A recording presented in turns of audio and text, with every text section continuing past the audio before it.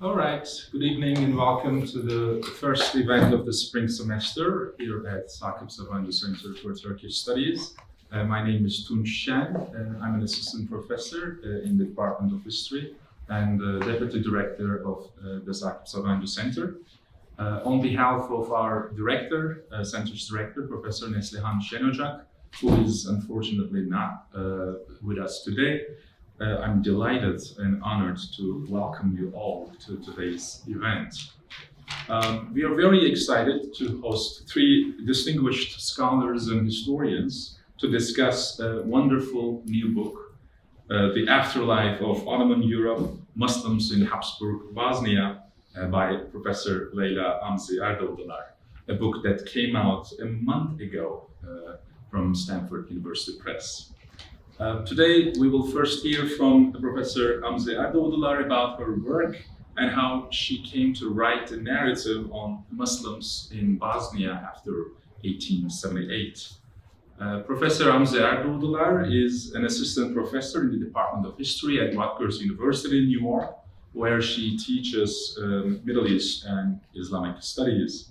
And she's a graduate of Columbia University, having received her PhD from the Misas. Department of Misas with Professor Mark Mazower as her dissertation advisor, if I'm not mistaken.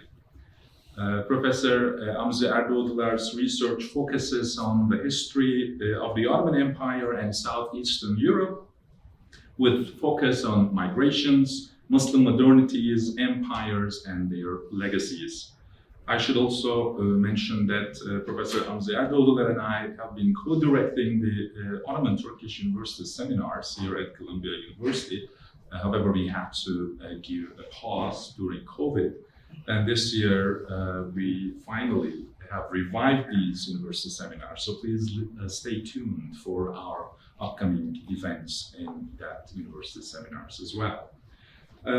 After Professor Leyla Amzi-Erdoğdular's brief overview of her project, we will turn to Professor Zeynep Çelik and Professor Mark Mazower for their comments and questions. Both require no introduction, but let me introduce them very briefly. Professor Zeynep Çelik is a distinguished professor emerita of architecture from the New Jersey Institute of Technology, Rutgers University, and is currently the Sakıp Sabancı visiting professor at Columbia University. She has published, as you all know, numerous books and edited volumes on urban history, colonialism, Orientalism, and modernism. And her latest work, Architecture, Colonialism, Orientalism, Essays on Late Ottoman and French Colonial Practices, will be released later this year by Koç University Press. Professor Zeynep Çelik has also received numerous prestigious awards, including the Giorgio Levi della Vida Award from UCLA, the George Sarton Medal at the University of Ghent, and the Vehbi Koç Award. And Professor Mark Mazower, who will be with us in a few minutes, is the Ira D. Wallach Professor of History and the Stavros Niarchos Foundation Director of the Columbia Institute for Ideas and Imagination. He also has authored numerous books on modern Greece, modern Europe, and the history of international governance, and is currently working on a study of the rise and fall of bourgeoisie in modern Greece. I would like to thank our project manager, Ararat Şekeryan, and all the staff here at the History Department for the logistical help. So without further ado, I'm now turning to Leyla to give a brief overview of her project. Leyla. Thank you, Tunç, for the introduction, and thank you for organizing, to you and Ararat as well, and of course, my discussants for accepting to participate. I was told I only have 10 minutes for the introduction, so Feel free to use however you so I'll read and give a little bit of a background and an overview to the book, and hopefully we can kind of unpack some of that stuff in the discussion.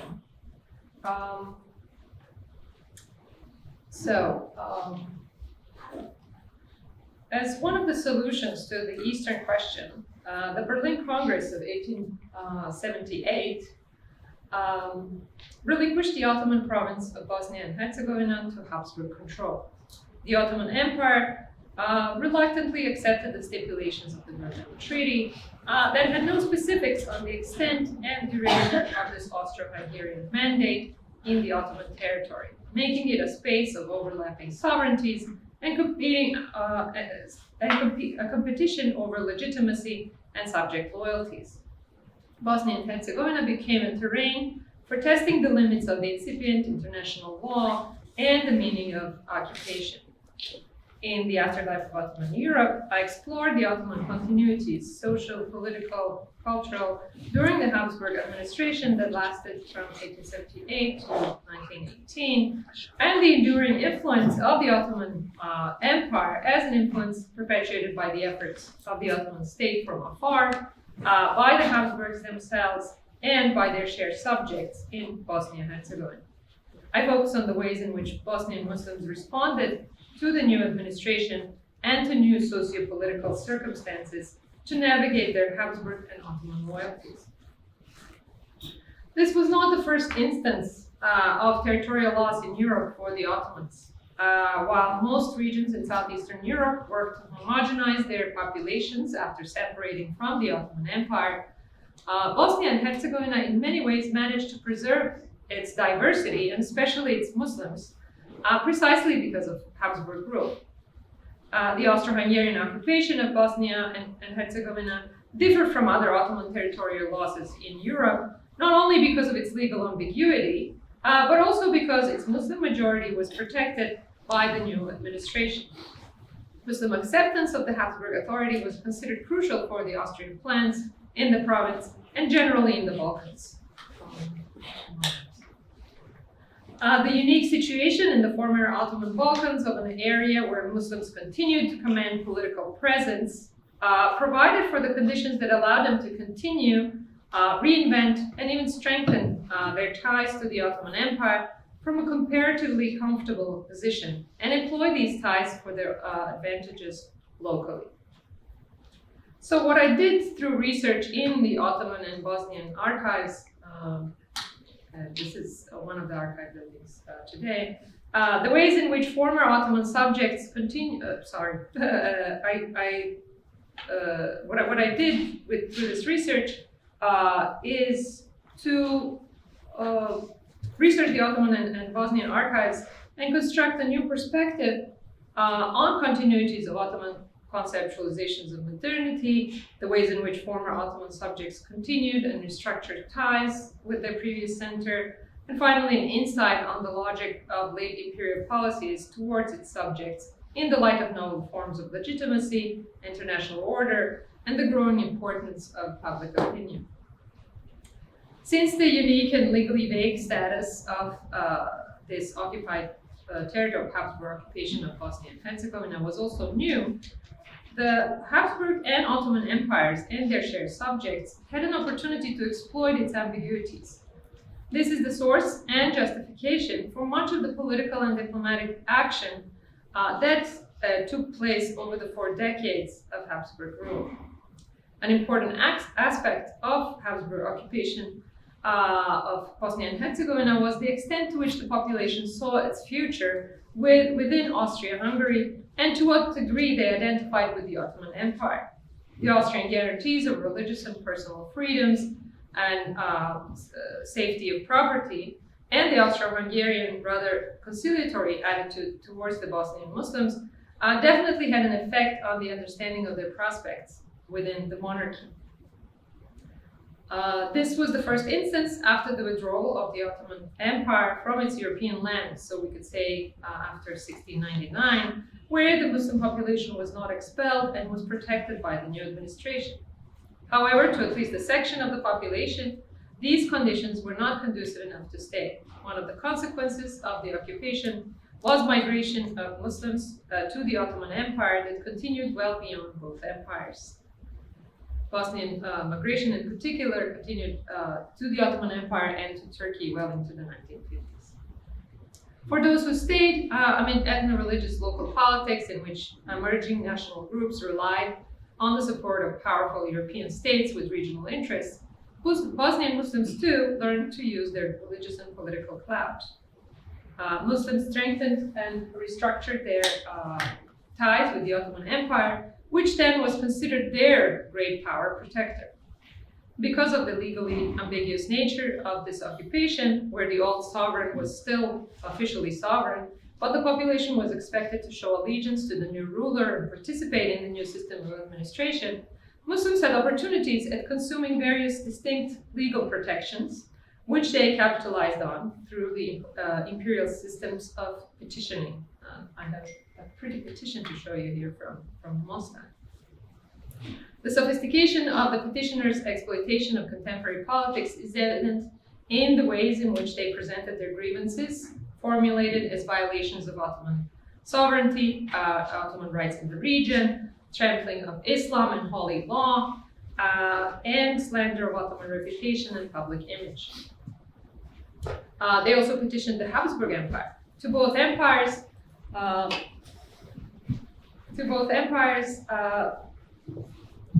sorry, I lost my track. Bosnian Muslims articulated demands based on international agreements, which they closely read, and using expressions such as contemporary civilized norms, universal natural rights, and individuals under civilized governments. In petitioning the Habsburg administration and the emperor, and ultimately participating in the provincial assembly. We have some assembly opening photos here. Bosnian Muslims, political activists, legitimized the administration and to some extent saw the Habsburg monarchy as the protector of their rights. The emperor did not become the defender of Islam, but was definitely called upon to uphold Bosnian Muslims' religious and legal rights. Moving away from the conventional Eastern European studies approach to the so-called Muslim question in Southeastern Europe, here in the Afterlife of Ottoman Europe, I address these shortcomings head-on by considering the Ottoman context of Bosnia even after the Ottoman withdrawal from the region, as well as the significance of Islamic intellectual history to the history of Bosnia-Herzegovina and Eastern Europe. In particular, I focus on the experience of modernity in Bosnia-Herzegovina as an important Ottoman continuity beginning in the 19th century and continuing through the Habsburg period. The experience of modernity did not develop as a linear process of rejecting the Ottoman, Islamic, and Eastern in place of Habsburg, European, and Western. Bosnian intellectuals of the Habsburg period were graduates of modern Ottoman and Habsburg schools and universities in Vienna and Istanbul. Their concern with the future of their culture, education, and society in general, along the questions of Islam and modernity, was not a unique undertaking, and it had much in common with the modernist movements across the Muslim world in the same time period. Actually, some of these questions were already discussed in the press of the Tanzimat Bosnia. These intellectuals were influenced by developments in Istanbul and Cairo through press and closely followed the activities of Muslims ruled by non-Muslims, those in Tsarist Central Asia, in Russia, and in independent Bulgaria. Bosnian Muslims were in a precarious socioeconomic and demographic position, which streamlined the intellectuals' focus on particular issues. Their activities in responding to societal challenges showed their concern for concrete solutions to questions of migration, political activity in the Habsburg and Balkan nationalist environments, preservation of autonomy of Islamic religious institutions within the state apparatus, and reassessment of Bosnia's place and ties in Eastern and Central Europe with the Ottoman Empire, with the Caliphate, and the Muslim world. The effort to transform and modernize, as articulated in the Bosnian Muslim discourse, was equally situated in European and Islamic intellectual traditions. The overlap of allegiances was to some extent possible in a state that cherished a multicultural vision of society, such was the Habsburg monarchy. For both empires, Bosnia was indicative of the dilemma in the long 19th century over how to resolve the contradictions of maintaining the supremacy of a territorially vast, multi-religious empire along with modern principles of sovereignty and legitimacy that were increasingly based on ethno-linguistic homogeneous nation states. The notion of loyalty to the Ottoman state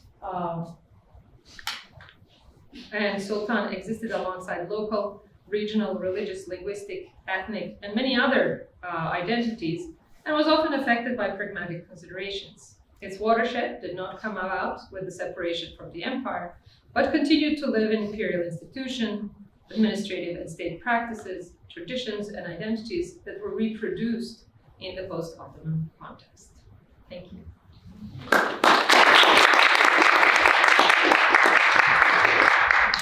Thank you so much, Leyla. I'd like to invite Professor Mazower to the floor as well. So Professor Çelik will give her remarks first, and then we'll connect.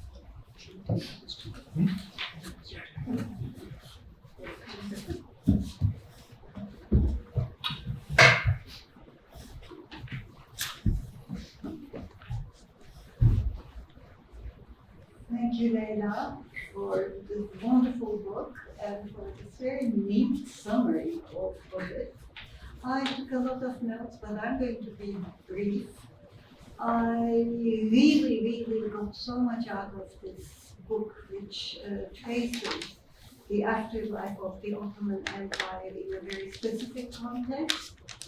And I love the way you organized it around two major themes. Those who left, those who stayed, Elena Ferrante. I don't know if you were thinking about that, it's really wonderful. Even though your study focuses on Bosnia, you make a larger argument, and I think this is a very important one.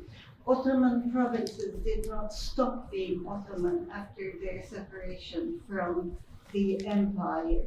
Now, I encountered this in my recent research on the farthest and most forgotten possession of the Ottoman Empire, Algeria. Its relationships with the empire did not stop, and again with two themes, those who left and those who stayed continued throughout. And of course, I'm talking about 4 decades before your separation from the empire. Now, about migrations, that's a very big theme, and they follow. It's really interesting that the patterns are so similar with what happened to Algerians. Migrations to, of course, Istanbul, Izmir, Damascus, and then Palestine becomes the big place. Now, Leyla, I really do not want to bring Istanbul to the center of this, but I have some questions for you. We have been talking a lot about the Istanbul-centeredness of Ottoman history, and you're not doing that here, which is great. But nonetheless, I got very curious about the impact of the migrants to Istanbul. You do have some photographs, and there are many others.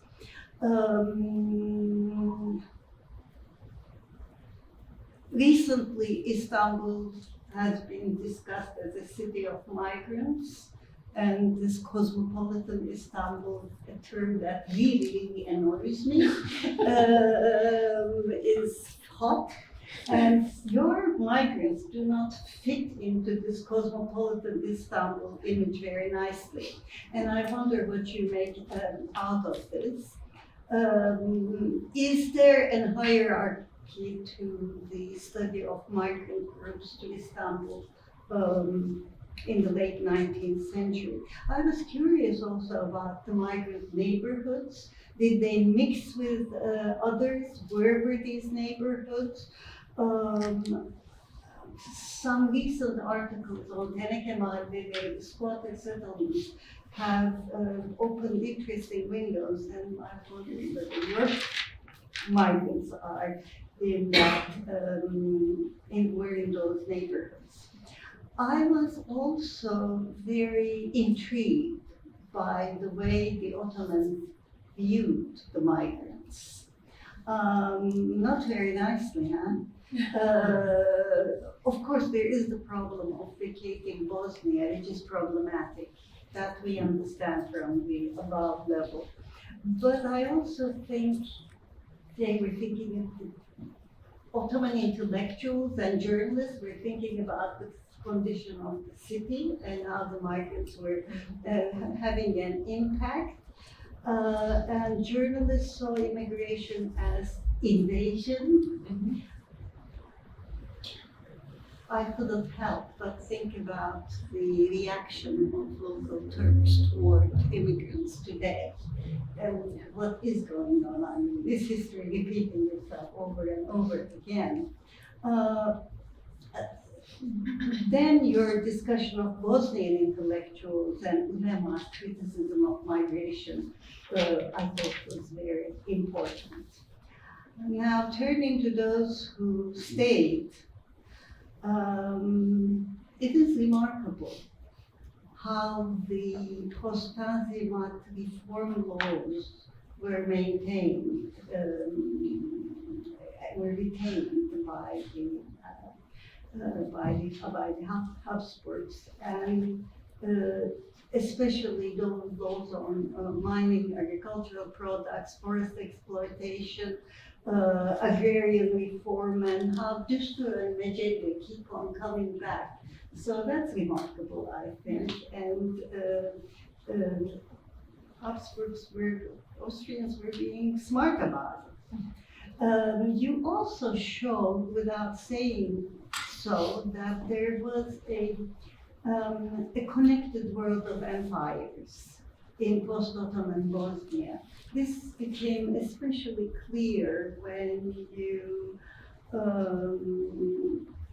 brought in the British and French colonial practices and how they dealt with Muslims. They're all learning from each other and they're connecting to each other. What a story.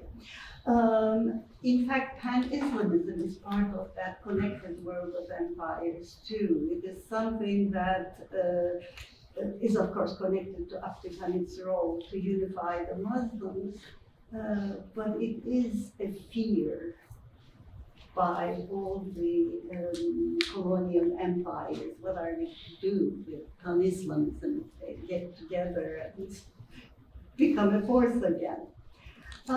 Your big link, of course, to those who stayed to the Ottoman Empire is through petitions. You do a very nice job in your book by analyzing both the content and the format of the petitions. I really like that. Then the short epilogue, which whets the appetite. I wanted so much more from the epilogue. Alternative Muslim modernities, links to other parts of the Ottoman, to Istanbul and Cairo. Mostly your discussion of the newspapers, education, Kıraathane. I wished we knew more about them. I wish you told us more about them. And I was very, very intrigued by the women writers. You give their names. You mentioned 2 Ottoman women being translated, but there seemed to be a group of local ones. What were their concerns? What were the issues they addressed? So if you could just give us a quick few words on those, that would be very nice. Now, to conclude, I'm going to come back to your introduction and the uses of the past monuments to serve today's politics. The restoration of a major mosque and how its glorious opening in what year was it, 2011,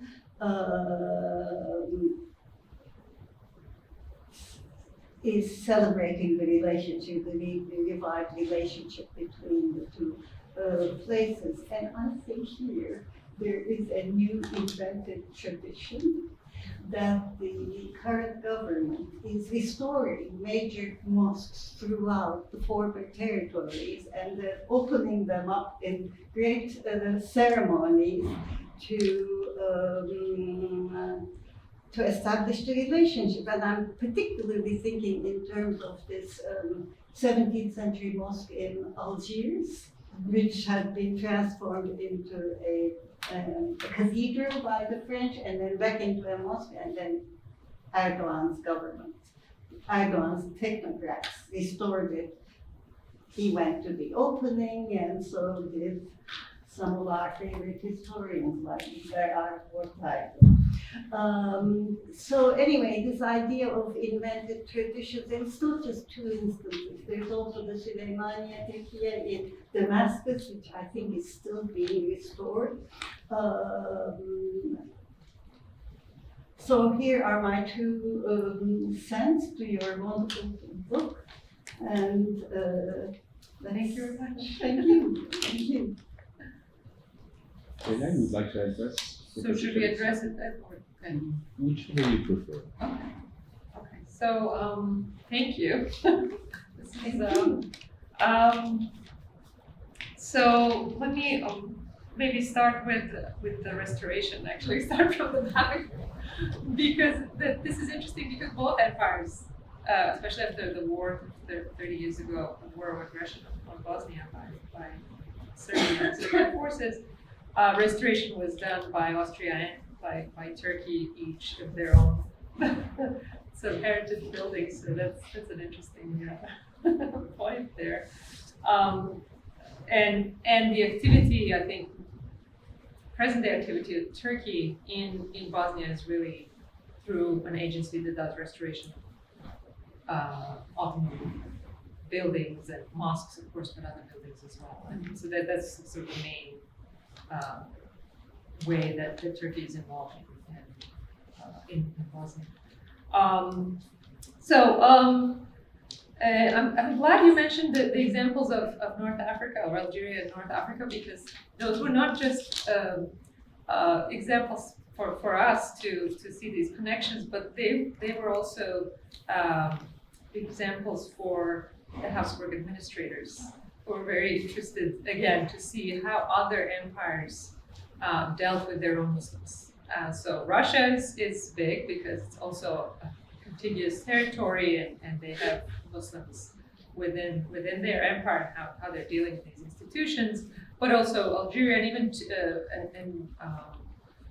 the Tunisian case is actually given as an example to the Ottomans of their own system when they were appointing the Reis Ulema of Bosnia, which is a new position that that the Austrians created in order to draw the ulema, the hierarchical institution, into the Habsburg system. They come up with this new title and prevent the Ottomans actually from appointing the new mufti, which is basically this is the position of Grand Mufti. So when the Ottomans try to appoint their own selection, they say, well, in Tunisia it's the Bey, meaning the local administration, that appoints muftis. So in this case, this is us, not Istanbul. And this because the Ottomans don't really accept this, and they still in correspondence refer to Reis Ulema as mufti, and they try to kind of go around this whole arrangement, but the arrangement is there. But again, these examples were used in the books by the empire as well. And there are many others in terms of how institutions are organized. And these institutions are not just the ulama, but also the educational institutions, the vast properties of wealth, the pious endowments that become such an important part of these dealings between empires. So the Habsburgs are looking what the others are doing and trying to find, and even kind of just like the British interpret Islamic law to the Ottomans, saying, well, it's really different.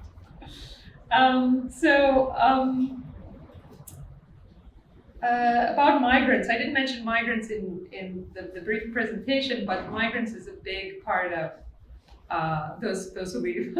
It's a big part of the book. It's 2 chapters of the book, and I looked at the migration and why people leave and the waves of migration, but also the debates that were created. And again, Bosnia is sort of an exception in Southeastern Europe because the population was not expelled. There were no measures put in place to kind of make them leave, like in other places that were that used to be Ottoman and then became independent. They became independent nation states in most cases. So they were relatively comfortable and then could decide whether to leave or not. And of course, in many cases, these were economic or political reasons that pushed people to leave, sometimes other reasons, but all of the debates, whether to leave or not to leave, were situated within the religious discourse. And that sort of becomes the discourse, not just in Bosnia, but in other places as well, in Russia, in India, right, under the British, whether Muslims should live under non-Muslims and what to do about it, and so on. But then the sort of relative success of Muslims in these 40 years under Habsburg occupation becomes a way to detract from migration, from encouraging people to migration. Of course, there's these different discourses of nationalism and so on that are utilized in mostly discouraging people. There are people who encourage migration as well. But mostly it's discouragement, whether it's the ulama or the intellectuals or political activists. They all see migration as detrimental.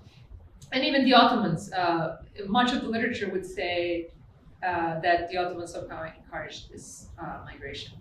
And there's really no evidence to this in the documents, in the papers, and everywhere else. There's this one instance that keeps getting cited over and over in literature. One of the CUP leaders saying how Bosnians should just be en masse transferred to Macedonia because of the troubles there, and this is 1910s. But it's just talk, right? And this really never happens, and it's impossible to do anyway at that point by the Ottomans. But beyond this sort of mass migration that is proposed, there are many other reasons, and this sort of ambiguity of occupation is the main reason for the Ottomans not to want these people to leave, because at this point it's not Ottoman territory, it's actually the demographics that determines whether Ottomans have any kind of influence in the region or not. And during Abdülhamid, of course, he takes that demographic situation, not just in Bosnia but everywhere else, as a tool in his version of Pan-Islam.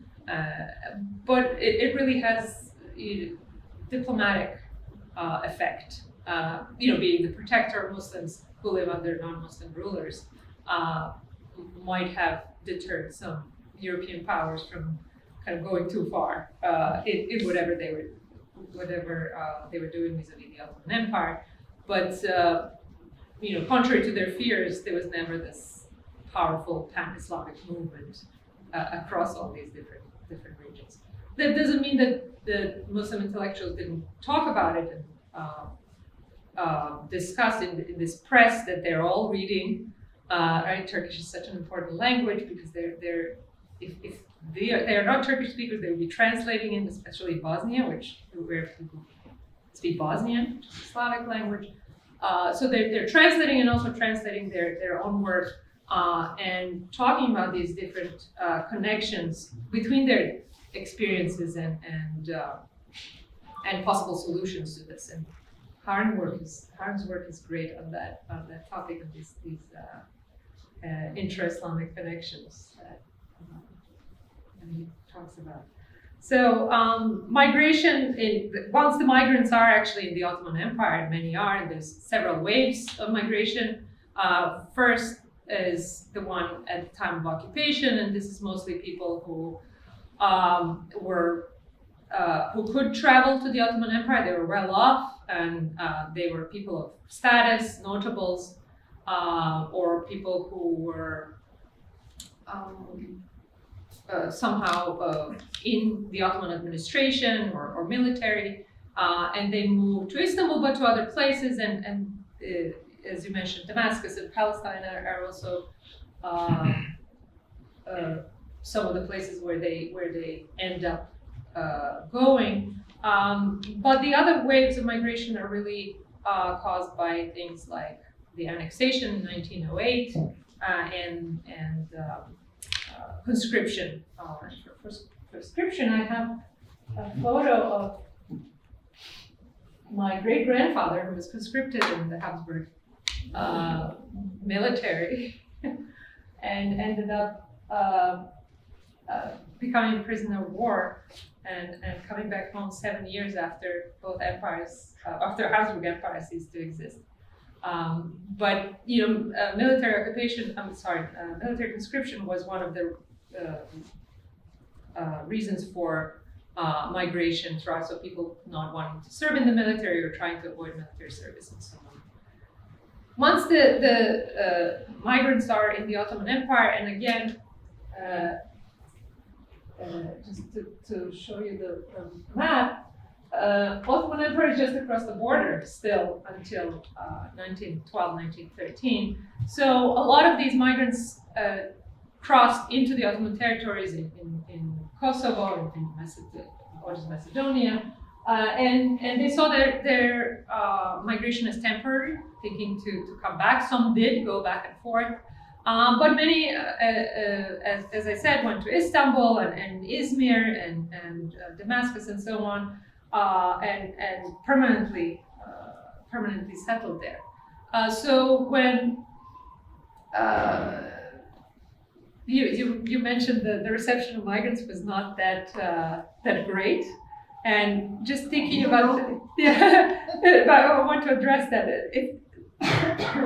When I was looking at the newspaper titles and all kinds of references to migration in general, and again, Bosnian migration is just a small fraction of migrants that are arriving in the Ottoman Empire at this point. In its last century, the estimates are 5 to 7 million migrants. So from Russia, from the Caucasus, Crimea, and the Balkans, of course, from North Africa. So there's a huge influx of population. Istanbul is especially, and Izmir as well, affected. There's people just waiting around to be transported in the city. So Sirkeci is most of the photos that we have are from Sirkeci, the port area, where they're waiting with their animals and carts, and it's just the public opinion here is just kind of tracing the public opinion through the papers is great, because the comparison of the papers at that time and what is going on now with Syrian and other refugees coming into Turkey, it's almost like they copied the titles. It's exactly the same attitudes that are being reproduced in modern day press about the migration to now Turkey and Istanbul, and how Istanbul looks because of these migrants, and how it changes and so on. So this of course is a great issue for the administration, and handling the migrants is what they really focus their efforts on. And in the cases of those who are coming by boat, the decision is made to just send them in straight to the areas where they will be settled, so they're not coming into the cities, because once they come to the cities, they don't really want to go elsewhere. So yeah, there's definitely that new situation especially in Istanbul, especially, but also Izmir and Thessaloniki, which becomes the gathering point for all the Balkan refugees, and the land around in the whole province is exhausted. I mean, imperial lands, because the administration decides to give these imperial lands to refugees so they can kind of become self-sustainable. And once that's exhausted, there's ships coming and kind of taking them to other ports and other areas where they can be given a place to stay. So what else? I don't know if I addressed all. I didn't address everything, but maybe. Women. Yes, women. Yes. So yes, there are Ottoman women who publish modern in the main content. The main examples, I guess, would be Ottoman women who publish in papers that a lot of the papers that reach Bosnia. So this is the example. In the Austrian period, most of the women who publish under a different name, not their own names. So that made sort of trying to find them and their other publications, later publications, harder. But what I found interesting is that even men, these reformers and intellectuals, kind of used these Ottoman women and the women who write in as examples of how these modern Bosnian women should be. So, of course, Fatma Ali is the character here, and others.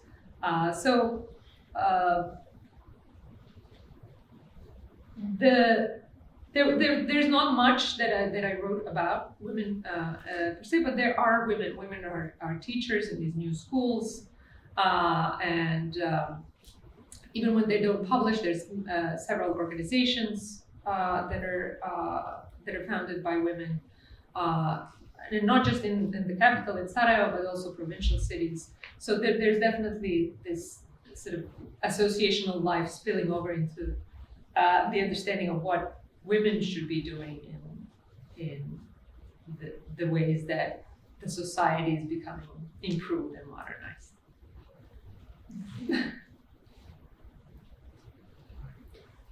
Let me start with an apology. Apology to you, Leyla, and apology to all of you for holding you up. I'm so sorry about that. I really am. But it's absolutely lovely to be here, and emotional for me because I've been associated with this book in one form or another. I think it's fair to say since its inception, if not before, and it's just lovely and exciting to when you can see what was a fantastic thesis turn into a really important book, and to be able to celebrate that. So thank you for asking me along. It means a lot to me. I don't think I had much to offer you, Leyla, as a supervisor, to be perfectly honest, except the negative that I'm not an Ottoman historian. And the reason that could possibly have been helpful was that I think it's extremely difficult for Ottoman historians to avoid an endless dichotomy between the centrifugal and centripetal tendencies of Ottoman history, and are we in Istanbul or are we outside Istanbul, and how do we mediate the relationship? And I because I had not come out of an Ottoman background, I was blissfully ignorant of that and interested in other things. And so I want to talk a little bit about some of the other things that struck me as so interesting, and where you showed the Ottoman Empire to be interesting. And I think the first thing that, of course, is important is the power of your insight that the empire has an afterlife, and that empires have afterlives, and that one could think about the afterlife of empire. That the ending of an empire is not a rupture, but especially not an empire that's old and well entrenched and well established, that's basically a way of life and an existence. It couldn't possibly come to an end in one moment. So what does it mean to say the empire has an afterlife? I think, this is an exemplary exploration of that very important idea. And you you focus, I think, in this on a number of things, and one is the mode of separation. So the breaking apart, the ways in which things become disentangled, and then for that matter, the modes of survival. So this is why the decision to stay or the decision not to stay becomes so important, because you see people wrestling with this sort of question. The question of loyalty, in whose army to serve. Maybe you serve in all the armies. What is the understanding of loyalty? These are the ways in which you think about the breaking apart and the coping with breaking apart. And then the book sort of moves in another phase to engage with this notion of Islamic modernity. And there it seems to me the primary categories for a lot of the Islamic modernity debate were intellectuals, intelligentsias, periodicals, education, the print word as the vehicle for imagining a new future. And that you devote important sections of the book to this and to the ways in which they are thinking about the future that does come about, but actually they're thinking about lots of futures, alternative futures. So my first question, which comes from genuine ignorance, is what do you think is happening or has happened to this whole debate about Islamic modernity, which from the little that I know of the reading that I was doing in this, it covers a huge area, but it was focused on a late 19th, very early 20th century set of decades. Where is this going now? That would be one question. Second set of things that I would be interested to hear about. I think that you showed how the Habsburg takeover is juridically a bit of a mess, because actually it's in precisely this period that the international law doctrines of things like military occupation and what the rights of the occupier and obligations of the occupier are being worked out. And so this becomes an alternative vocabulary through which Habsburg and Ottoman civil servants can thrash out differences, but that can also be exploited by Bosnian Muslims to create opportunities for themselves. And so the inherent ambiguities of the law, you make what seems to me to be a very important point, that this isn't the first time that the ulema are being asked to debate what it means for a good Muslim to live under Christian rule. It's not, although they may be doing that with an unusual frequency. It is the first time in the European context that Ottoman Muslims have fallen under European power and not for the most part been expelled. And the reason for that, I think, is because this is the age of international law. And so this novel situation in a way sets up a whole set of questions about loyalty and who to be loyal to. I'd be curious to know more about your great-grandfather, actually. There is a set of implicit biographies in some of these soldiers that would reveal whole worlds of possibility within themselves. And so perhaps, if you feel it's appropriate, you might share with us a little bit about that. Then it suddenly struck me, actually, as I was looking at those pictures of the Bosnian Assembly of 1910, something that I don't remember thinking about before with you, which was, let's think about the period after 1908 for a moment. And in fact, I wanted to ask you a bit about this. I wonder what were the changing ways in which it looked like, in which Habsburg Bosnia looked to the subjects of the Ottoman Empire. First, when the Young Turks take power, but then when the nature of that power changes. And here you have this somewhat fusty constitutional order with these dignitaries plodding along to their assembly in Bosnia. It'd be curious to know did that become more attractive, less attractive? One has the sense that Habsburg Bosnia was a refuge for Ottomans who were opposed to the Young Turks. So that the valence of Habsburg rule could change depending on what was happening in Istanbul from time to time. That strikes me as pretty interesting. And then there's a whole subject that you don't really get into, but I'm curious about. I think because one was thinking so much at the time that you were writing this about the question of Islamic modernity and focusing so much on the intellectual and cultural history, a different kind of history was not really in one's mind, and that was the history of the war, of the First World War. And so I'm kind of curious to ask you, if you don't mind, a little bit about the turbulence of the war years and what it throws up in this Habsburg order. What was the attitude of Bosnian Muslims to what was happening to the rest of the empire in the Balkan Wars and the First World War? And then another aspect of this, the work is essentially about a tension that faces the Bosnian Muslims between an allegiance to the Habsburgs and an allegiance to the Ottomans.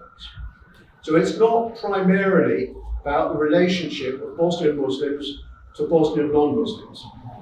Bosnian non-Muslims, fair enough, take that. But if one starts thinking about the war years and after, then there's a whole set of questions here about where those relationships might come into play.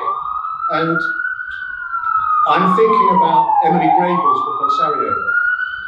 And Emily Grable, if I read that book on Sarajevo and the Second World War correctly, says the real break with the Ottoman tradition in Bosnia, which was a tradition of notable rule, was the seizure of power by the communists. It wasn't the interwar period, it wasn't the German occupation, it was when Tito's partisans come in. That's when the big change happens. And she comes to that insight because she's interested in this culture of notable cooperation in Sarajevo. And that's what made me think it would be interesting to know whether you'd go along with that. Or put it another way, when do you think that this is about the afterlife of the Ottoman Empire? When was the break? And if one had to put you on the spot. And then just two or three more tiny things that I'm just curious about. One of the things that's often struck me about Greece in the 1920s and 30s is, and especially in Salonika, weirdly enough, my impression is it's like the Ottoman Empire never existed. They don't write about it. The refugees from Asia Minor may, although I think there's a certain social stigma to doing that too publicly. But the intellectuals, it's like it didn't exist, it just vanished. What was the literary scene like in interwar Bosnia, vis-a-vis remembering the Ottoman days? Was it that? I can't believe it was. The second would be to hear something more about the very interesting question of relationships that exist with the larger Middle East, with Albania and with Egypt in particular. And then there's just a last question that I'm curious about. Was it ever a refuge for Ottoman royalty, minor royalty? I'm always curious about where those endless princes and princesses ended up. And I know Albania was such a refuge in the 20s and 30s, and Italy was for sure. And I wondered if Bosnia was as well. But thank you, Leyla. It's a wonderful book, and I'm very happy to be able to celebrate it. Thank you. Thank you very much. So, a lot of things. Yeah, we do. Yes. I'm sure people have questions. Right. So the juridical mess. I think that's sort of the main axis around which everything really happens in Bosnia, because of this ambiguity, sort of legal ambiguity under which Bosnia was occupied by the Habsburg, at least until 1908. Because 1908 is the Young Turk Revolution, and the Habsburg Empire uses this chance, knowing that the Ottomans cannot react, to annex Bosnia and Herzegovina. When we look at this sort of landscape, legal landscape, after the occupation, one can see sort of many different layers of, not just Ottoman laws or Sharia, whatever that means, but also things like, trade customs and laws that have to do with Venetian practices and sort of all the regional connections that influence certain practices that continued on into the Habsburg Empire. Because this whole Bosnia was involved in or had been put into as part of the Eastern question because of the uprising in 1875 and 76. The Austrians were there to sort of fix the situation, so they didn't really want to rock the boat too much, and kind of went with all whatever the Ottoman practices were until a better solution was found, and that was for these sort of the legal sphere as well. So pretty much all the Ottoman laws continued, relevant for the public at least, and until the Habsburg came up with their own provisions.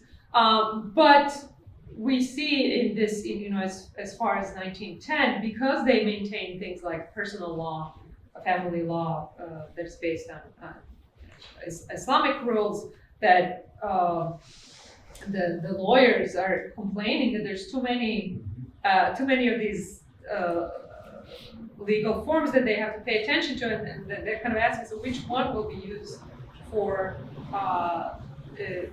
which one to go by in whatever they're doing. So, and at the same time, even these sort of personal laws and family laws that are based on Ottoman Sharia systems, the Habsburgs are trying to make them their own. So they're kind of trying to integrate them into the Habsburg system, and of course to have these experts in Islamic law being educated in the Habsburg institutions rather than going to Istanbul, because there were always very Ottoman influences that they could come up with there. I mean, the education does continue on into the interwar period as well.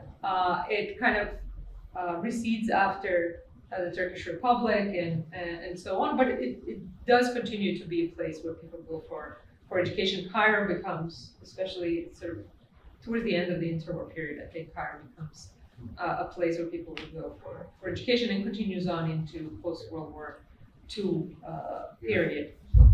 So this variety of legal menus that both the bureaucrats can tap into, but also petitioners, so activists and political activists and even ulama, becomes this contention. And to some extent that stops in 1908, but even after 1908, we see this continuation. For example, there are no Ottoman representatives in Habsburg Bosnia until about 1910, when there's a first consul or ambassador from the Ottoman Empire. But even that ambassador is kind of behaving like he's in an Ottoman province. So he's trying to contact everyone directly without going through proper channels and kind of doing things on his own. So several times he gets these warnings by the administration to kind of, it's like you're in a foreign territory, you can't be doing these things.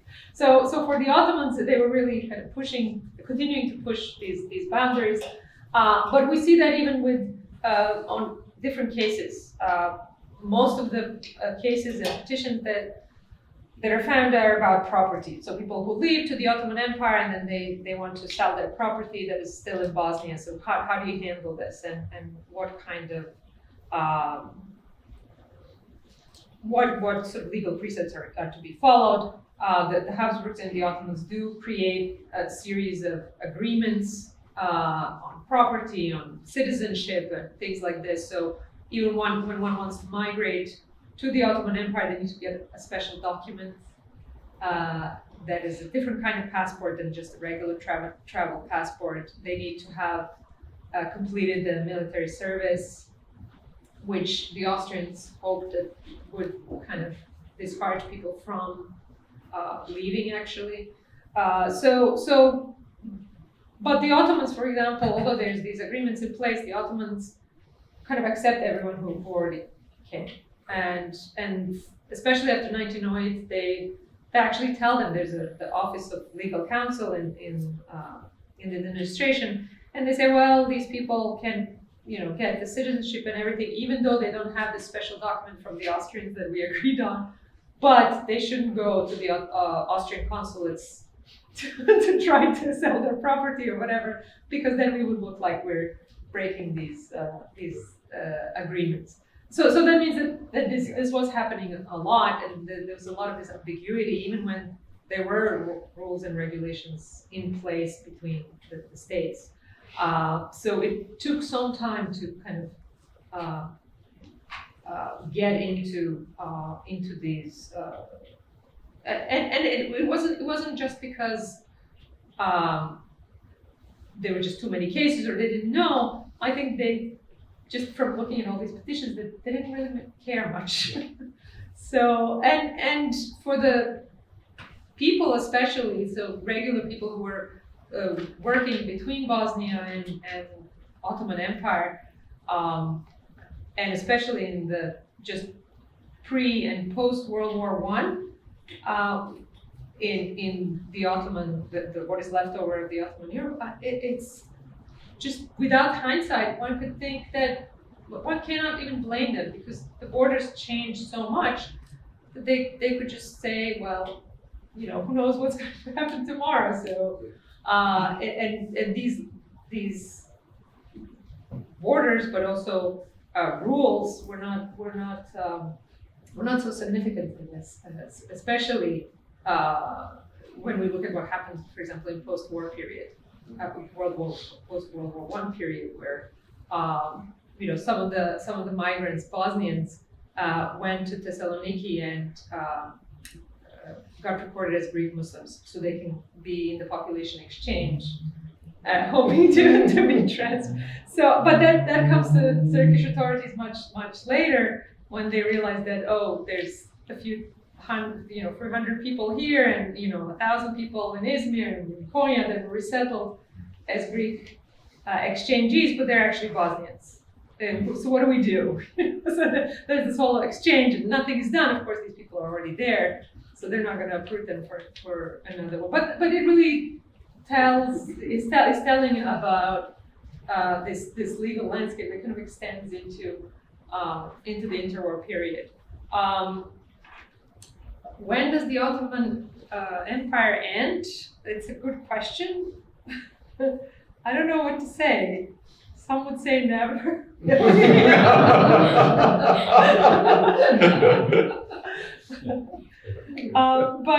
it depends on what we look at, right? So in the interwar period, especially, there's again migration from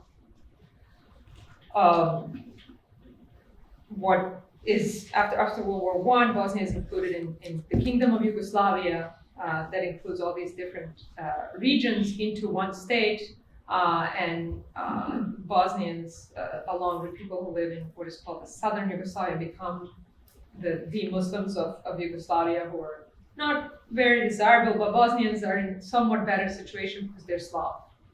So there's some hope for them in this new kingdom. So migration is not as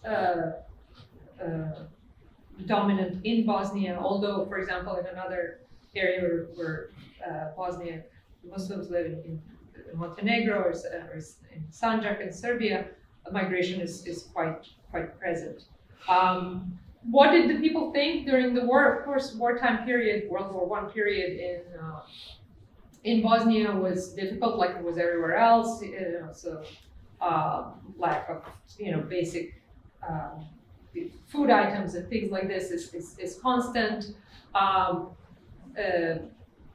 Bosnians were already drafted into the Habsburg military, so they have their own units, and they were mostly in the Italian front, where my great-grandfather was as well. And they, for the people in, Habsburgs and Ottomans were sort of on the same side, right? So that was not such a huge issue. But I do see from the documents that there were some people who went into the Ottoman Empire and they said, okay, we're coming from Bosnia and we want to volunteer in the military. And interestingly, they're not taken into the military. Even when they have military background, they say, well, we have to follow procedure here. They're migrants, they need to be settled first, they need to have a place where they're registered and all of that, and then they can be considered for military. And it's kind of document after document that did that, which I found interesting, that sort of the bureaucratic went before any kind of need for recruits and so on. There's many different ideas about post-war possibilities. Pan-Slavism, of course, is one idea that ultimately creates Kingdom of Yugoslavia. Some in Bosnian Muslims are supportive of that. Even in the beginning, the Reis Ulema Džemaladin Čaušević, who sees this as an opportunity to sort of for Bosnians. However, towards the war, especially with the so-called liberation of Bosnia, there's atrocities in Eastern Bosnia that target Muslims, and it's kind of an example of what follows or their future in this Yugoslav state. At the same time, we have petitions by some of the people who are active in the Habsburg Bosnia, politicians who have ties with Hungary, and they propose Bosnia to be part of Hungary, or whatever happens with the Habsburg Empire to be some kind of a province or part of some territory, anything that would not put them in the same state with Serbia, because they kind of know what their future would look like with a Serbian-dominated state. So, yeah, I think I've covered most of it. So we have about 15 minutes, so we can take a few questions from our audience. Aisha? I have two more questions. Please.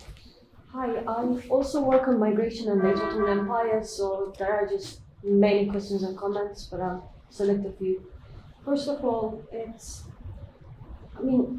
I love the fact that you bring into the center of your book, like how migration operates as like a vehicle for state legitimation, and the ways in which those who stayed in their petitions in this medium that was reserved for basically their dealings with the Ottoman Sultan basically became a vehicle in which they could advance international legal arguments such as civilizational standard, humanity, etc.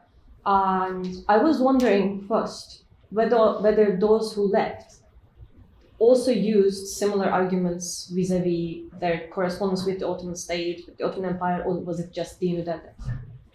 Or was it just what? Or was it just dini devlet? Okay. So did civilization, requirements of civilization or what I found in my research, Vecibeti insaniyet, became a part of their language or not. So that's question number one. Question number two is, I also have a problem with the notion of cosmopolitanism, especially with regards to migration, because having worked on migration to northern Palestine in the Ottoman Empire, I know Algerians, Bosnians, Jews settled under Ottoman jurisdiction, not yet British or French jurisdiction, Circassians, Chechens, who have absolutely nothing to do with one another. And I was just wondering whether in your research you encountered the same kind of insularity, or was there any kind of like exchange between different migrant groups, or any kind of perspective on what migration is, or feels like, or does to Bosnians and Bosnian identity vis-a-vis how they perceive other migrant groups in the Ottoman Empire. Can I ask one more question? Just one more question. Yeah. Just the notion of Watan, how did that change in the diaspora? That's it. Okay, good questions.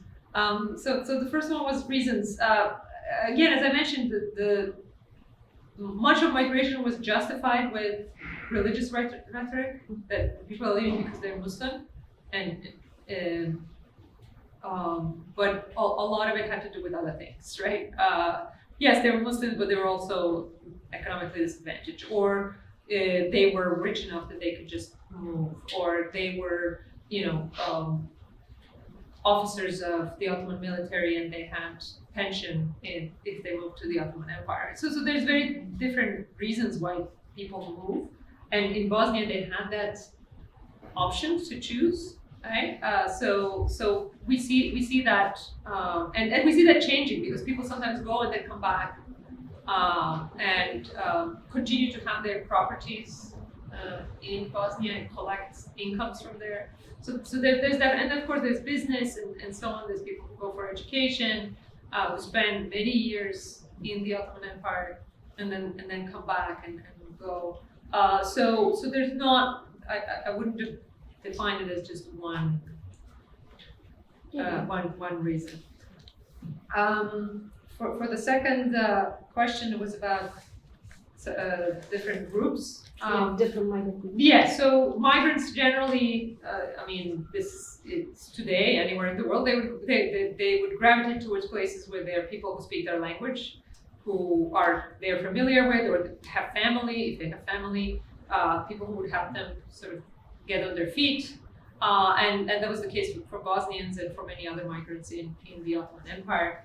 The Ottomans and later the Turkish Republic, that kind of continues this settlement policy, really tries to settle them in a way that they wouldn't disturb much of the first local population. That, yes, it was very helpful. Local population was very helpful in kind of helping these people come, but they were also resentful because they had to share resources, water, pasture lands and things like this.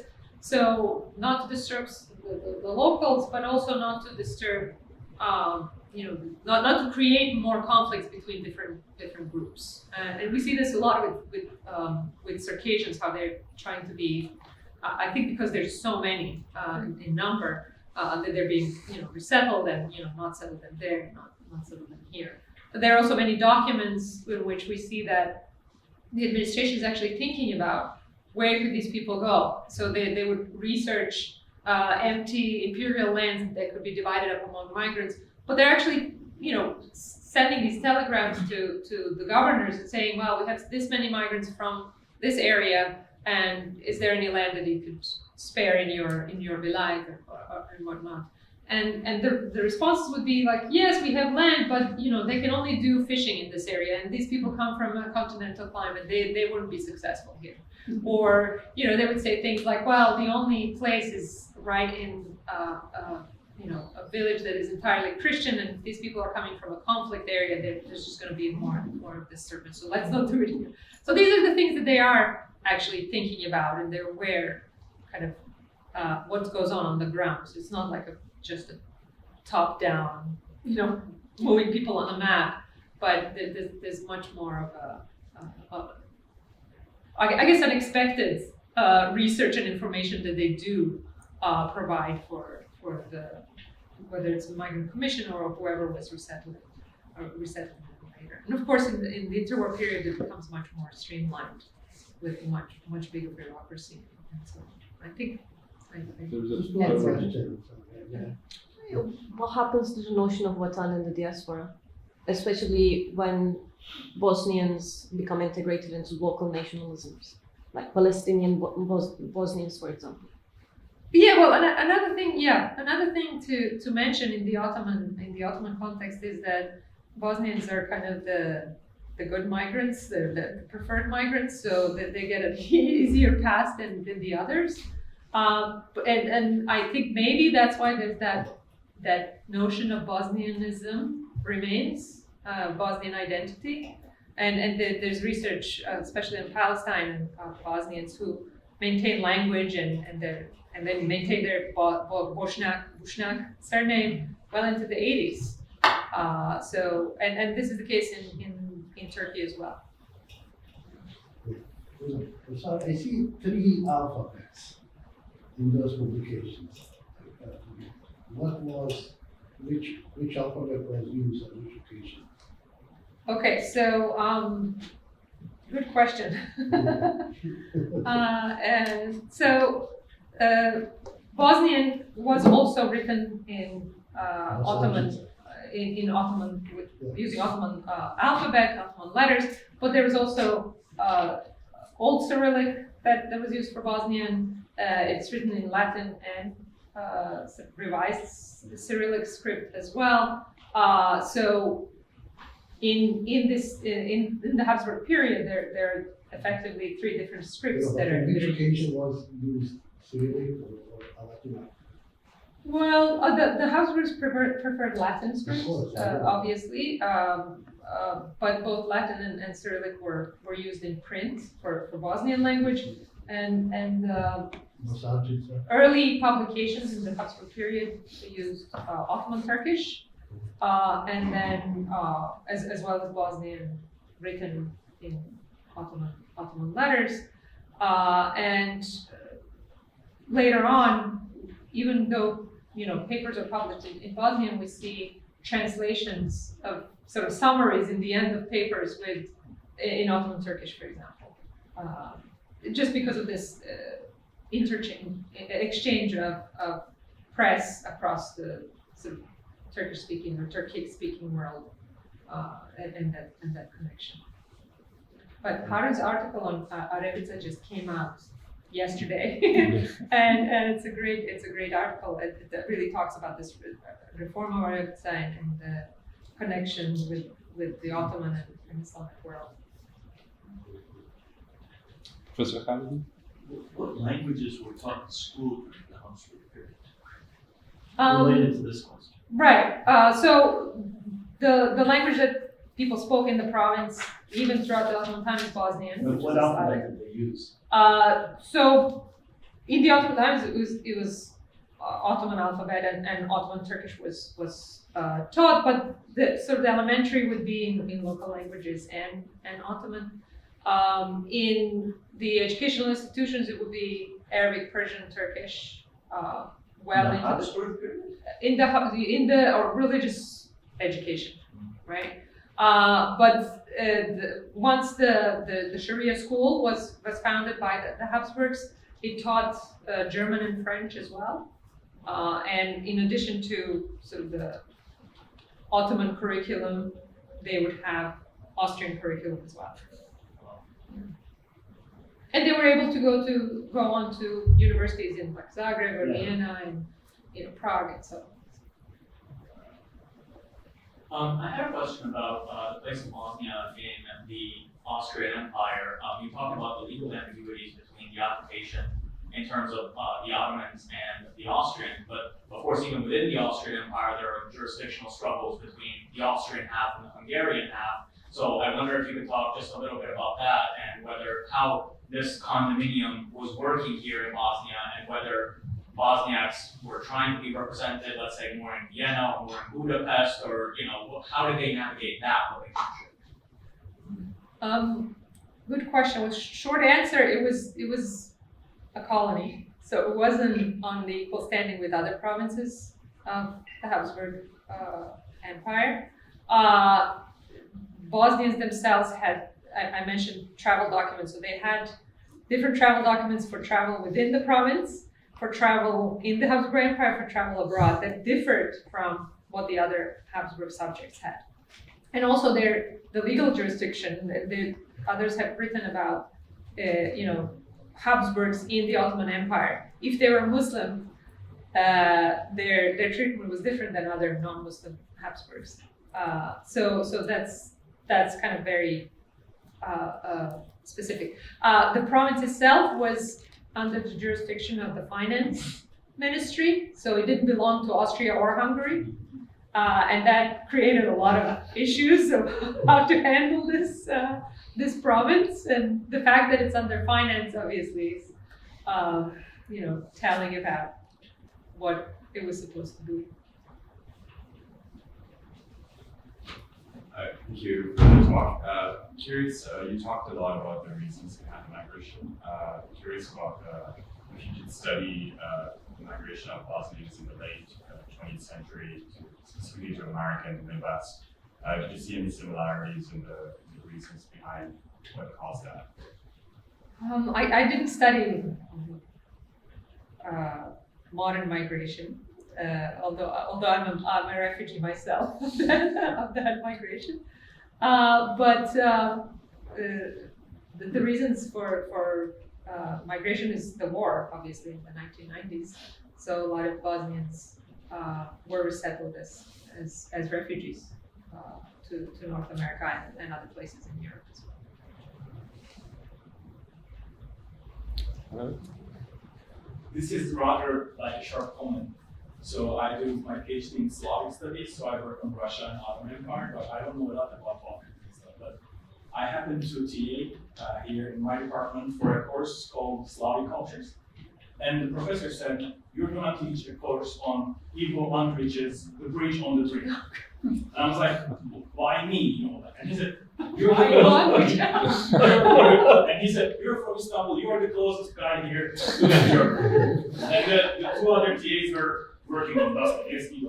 And I said, okay, and then I recalled my memory of this book, The Bridge on the Drina, and I was assigned this in Istanbul University like 10 years ago. And then I remembered the lecture, the professor gave, we read the book, there was a discussion, and Istanbul University, the political, situation, whatever, and he was telling me about this nice Ottoman rule in, in the Balkans, there is no pressure, no oppression, everybody lives together, and he does this through the book, and we read it in Turkish translation. And some 8-9 years later, we assigned the book in English, because its original language is Serbian. And I don't read Serbian, so I started reading this book in English. It was totally different. I was just going to ask about the Turkish translation. So it was one that, and as I read the book, I was shocked. And I was like, so 8 years ago, I was hearing this professor, the Turkish professor, telling this, this pink story of Ottoman Empire, whatever. And then I found the Turkish translation that we read in İletişim publication, and in Ivo Andrić's other books that have been translated, and they're so popular in Turkey. Like Ivo Andrić's Bridge on the Drina now did the 120th publication, so it's more than 300,000 copies sold. And I compared the texts, the English translation and the Turkish translation. All of the bad words about Turks, Ottomans, the tortures, whatever, they were all censored. Wow. all this very famous impalement scene that you have in the novel, and it's a great novel, it's a beautiful novel. The impalement scene almost gone in Turkish translation. Whatever he uses these words about this argument. So I have a paper, I'm still working on this. Still Turkish leadership are reading this book with this heavily censored, adjusted version. And when I showed this in the class, I at the end of my lecture, I said, look, this is how the imperial gaze still works, like neo-imperial gaze. So you take out all these bad words, whatever, tortures, whatever, impalement, and then you say, read this and then see how grandiose was our empire. So I don't know, I mean, have you ever encountered something like this? This is fascinating. It really explains this bafflement I had in Turkey with Ivo Andrić being everywhere. So why are these people reading? What is it? What is it? So I guess, I mean, obviously I didn't pick up and read it in Turkish, but that explains a lot. I was really shocked that they are reading Ivo somebody Andrić else. so- This is the problem. But Ivo Andrić has for those of you who don't know, is the only Yugoslav Nobel laureate from 1960 something, and this book is so famous. It describes this horrible Ottoman rule and the Turkish yoke and so on. And the scene of impalement, and thank you for mentioning this, is actually the other scholars have found this that Ivo Andrić plagiarized it from a report of Suleiman Halabi's impalement by the French in Algeria. Word by word, almost, they compared it. Yes. More connections. Another thing is that Ivo Andrić writes this in World War II, during World War II, when there's horrific massacres of Bosnian Muslims by the Serbian forces in Bosnia. And he's not just a writer. Ivo Andrić was diplomat of Yugoslavia, interwar Yugoslavia, and actively participating in the agreement with Turkey to transfer the Muslim population from Yugoslavia to Turkey as the leftover of the empire. This is a quote from his documentation, from his correspondence, while he was, at one point he was in Vienna and in foreign affairs and so on. So yeah, I'd love to talk to you about that more. I'm really fascinated. I read the book in original and English. I can say it's very poorly done translation. The English? Very poorly. It can be. You I can ask don't know. somebody who read the books in book language. I mean, I don't have any claim about the original, translation, but when you compare English and Turkish, you see the differences. Anyway, thank you so much for this. Let's take one last question from Harun. I hate to say these words, it's more of a comment than a question. But I just wanted to make a note that I don't think I'm the only one here who will agree. I suspect that the Serbian original is not much more historically accurate than the Turkish translation, for what it's worth. So hopefully we'll keep that in mind as well. It's a good comment. Well, I'd like to congratulate Leyla for this major accomplishment and a great contribution to a number of fields, not just on Turkish studies, but also Slavic studies and history of Europe. And I also would like to thank our discussants, Professor Mazower and Professor Çelik, for making time to read the work and to be here and enrich our conversation. And I would like to thank all of you for being here with us to celebrate Leyla's wonderful new book. Please stay tuned for more events at our Sakıp Sabancı Center for Turkish Studies and enjoy the rest of your day. Thank you.